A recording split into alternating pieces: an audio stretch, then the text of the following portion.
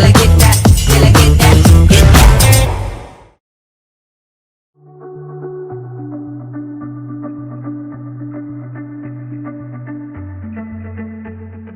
Hi, my name is Dr. Sameer Gupta and I'm an interventional cardiologist. Now, you've all heard about cholesterol and how cholesterol can be harmful to you. It increases the risk of heart disease, it increases the risk of stroke, it has multitudes of side effects and problems that it can cause. Now, the best way to reduce your cholesterol is to do diet and exercise. And what I mean by diet and exercise is exercising regularly, the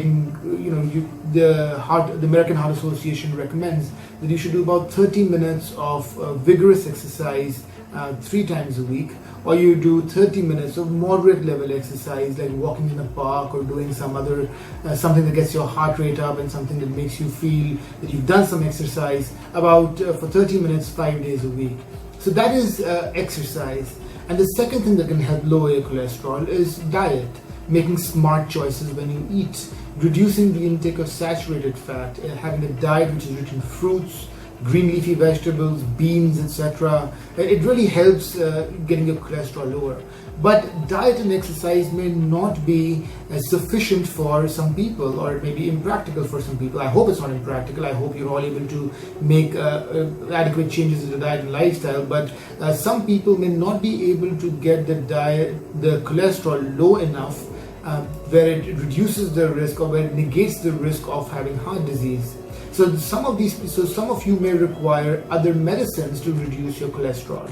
Now, there are a multitude of medicines that we have to reduce cholesterol, and the most common one is statins. I'm sure you've all heard of medicines called statins, called rosuvastatin, it's called atorvastatin, it's called simvastatin. Multitude of different drugs come under that umbrella. And statins are actually very good drugs, and they've been around for a long time, and they help lower your cholesterol. We found that they reduce your risk of having heart disease, they reduce your risk of having stroke. Sometimes I'm an endovascular interventionist also, so that means I deal with peripheral vascular disease, blockages in the arteries of your leg, and they even help reduce the risk of having blockages in other arteries like your legs.